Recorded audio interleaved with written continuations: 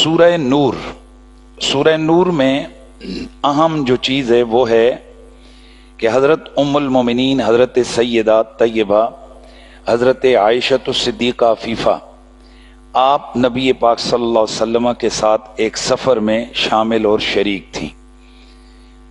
اس سفر میں ایک جگہ پر اللہ کے نبی نے پڑاؤ کیا، اور اس وقت جو خواتین ہوتی تھیں اور بالخصوص امہات المومنین، تو وہ اونٹوں پر ان کی جب سواریاں ہوتی تو ان کے لیے باپردہ کجاوے ہوتے، یعنی جیسے اونٹ کے اوپر کجاوا ہوتے اور اوپر چادر ڈال دی جاتی ہے۔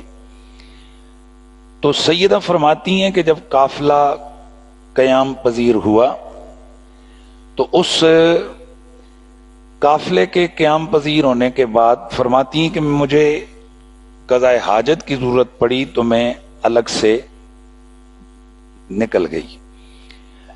ظاہر ایک صحرا کے اندر قافلہ رکا ہوا ہے، اور اگر کہیں قضاء حاجت کے لیے کسی نے جانا ہے تو تھوڑا باہر نکلے گا۔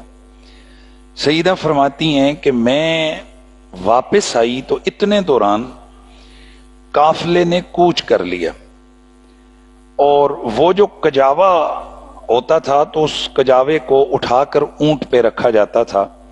تو سیدہ فرماتی ہیں اس وقت میرا وزن اتنا زیادہ نہیں تھا، ہلکا وزن تھا، جس کی وجہ سے اٹھا کے رکھنے والوں کو شاید سمجھ نہیں لگی کہ میں بیچ میں ہوں یا نہیں ہوں۔ یہ قافلہ چلا گیا۔ نبی پاک صلی اللہ علیہ وسلم کے ایک صحابی تھے، ان کی یہ ڈیوٹی تھی کہ وہ قافلے کے پیچھے پیچھے دور پیچھے سفر کر کے آئیں، یعنی قافلے کے سب سے آخر میں، تاکہ اگر قافلے میں جاتے ہوئے کوئی چیز چلتے ہوئے گر جاتی ہے تو کوئی چیز گری پڑی ہو تو وہ اس کو اٹھا لیں۔ سیدہ حضرت عائشہ فرماتی ہیں میں جب واپس آئی دیکھا قافلہ نہیں ہے تو میں وہیں پر چادر اوڑھی اور وہیں پر بیٹھ گئی۔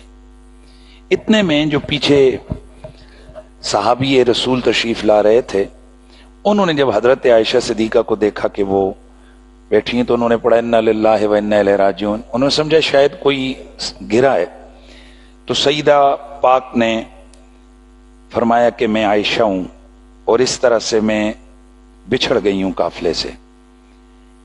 چنانچہ انہوں نے ان کو اپنی سواری پہ سوار کیا، خود آپ چلے پیدل اور بی بی پاک کو لے کر قافلے کے ساتھ آ گئے۔ اس چیز کو منافقوں نے الزام لگا دیا حضرت سیدہ عائشہ صدیقہ پر، گندا الزام کہ معاذ اللہ ثم معاذ اللہ حضرت عائشہ یہ پیچھے رہ گئیں اور یہ ہوا اور وہ ہوا۔ اور رولے کی بات یہ کہ ان منافقوں کے پروپیگنڈے میں کئی صحابہ بھی شریک ہو گئے، وہ بھی شامل ہو گئے۔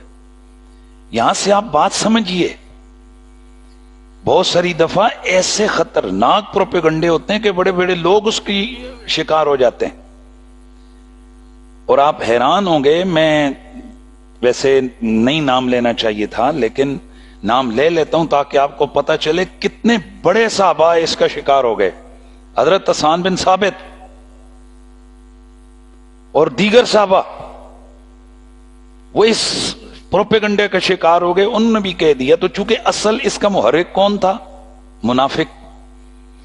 حضرت عائشہ فرماتی ہیں میں جب واپس آئی مجھے پتہ ہی نہیں کہ یہ معاملات کیا ہیں، یعنی یہ بات اوپن نہیں ہے حضور تک ہے، اور بی بی پاک کو پتہ ہی نہیں ہے کہ یہ پیچھے معاملات کیا ہیں۔ تو حضرت عائشہ صدیقہ کو اللہ کے نبی نے حضرت سیدنا ابوبکر صدیق کے گھر بھیج دیا، یعنی اپنے گھر بھیج دیا۔ حضور بہت پریشان نظر آئے۔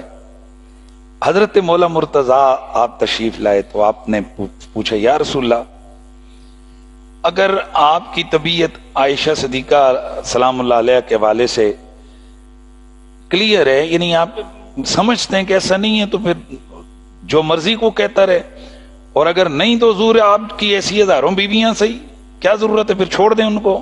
یعنی یہ محبت تھی کہ میرا محبوب ناراض نہ ہو، میرے محبوب پریشان نہ ہو۔ ظاہر پریشانی تو حضور کی تھی، تا آ کے حضرت عائشہ فرماتی ہیں کہ بڑے دنوں کے بعد نہ جا کر مجھے پتا لگا کہ میرے اوپر تو یہ الزام لگ گیا. اللہ، پاک دامن عورت ہو، اس پہ الزام لگے، صدیق اکبر کی بیٹی ہو، نبی کی بیوی ہو، اس پر الزام لگ جائے، اور الزام بھی کتنا غلط. چنانچہ جبریل امی اسی سورہ نور کی یہ سورت نور لے کر آئے حضرت عائشہ کی برات کے لیے.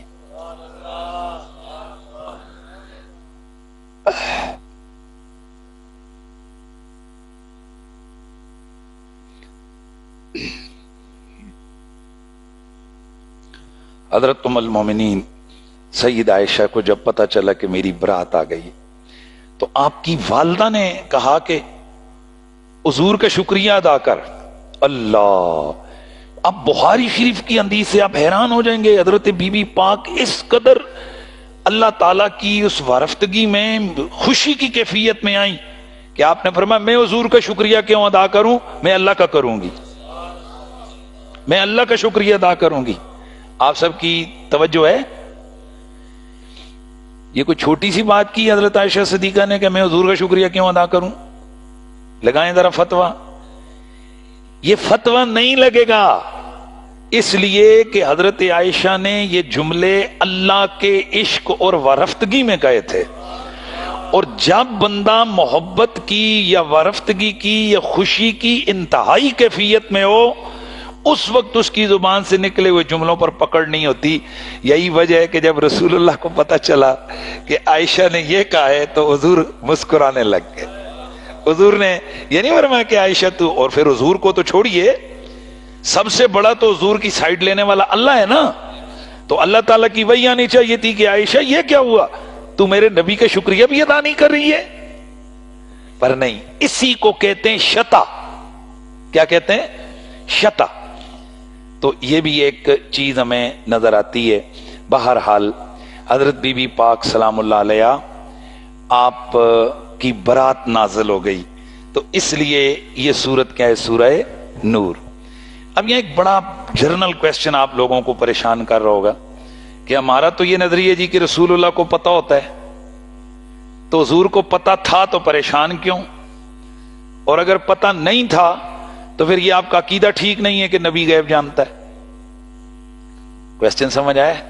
اگر پتا تھا تو حضور بول جاتے نا کہ بھائی نہیں، عائشہ کے اوپر الزام ہے. ہم کہتے ہیں کہ نبی کو پتا تھا، ضروری نہیں ہے کہ نبی کو جو بات بھی پتا ہو وہ بتائیں. اللہ کے نبی اگر حضرت عائشہ کی برات میں تقریر فرماتے، خطاب فرماتے، کہتے کہ یہ غلط کہا ہے ان منافقوں نے، تو یہ رپورٹ کون کرتا؟ بولیں. اس کو رپورٹ حدیثیں کرتی، صحابہ اس کی رپورٹنگ کرتے، کہتے جی کہ حضرت عائشہ پر الزام لگا اور نبی پاک نے اس کی کیا کی؟ برات کر دی. تو یہ حدیث کی کتاب میں آنا تھا. تو حدیث کون سی ہے؟ بخاری ہے، مسلم ہے، ترمذی ہے، ابن ماجہ ہے. اور جو لوگ سیدہ عائشہ کے گستاخ ہیں وہ تو ان حدیث کی کتابوں کو مانتے ہی نہیں ہیں.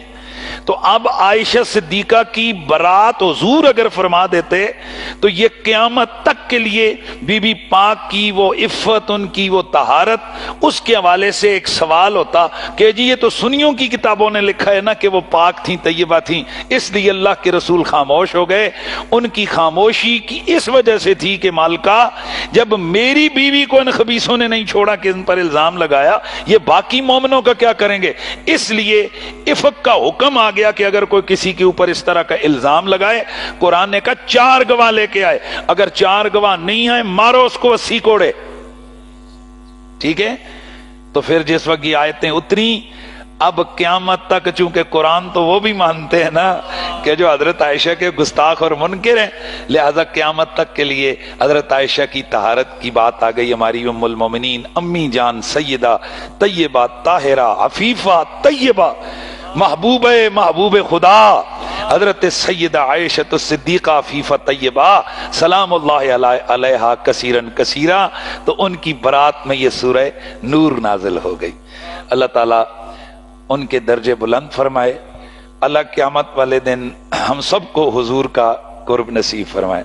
یہاں سے ایک بات یہ پتہ چلتی ہے کہ صرف کسی کی بات سن کر ہی بندہ زبان کھولنے نہیں لگ جاتا.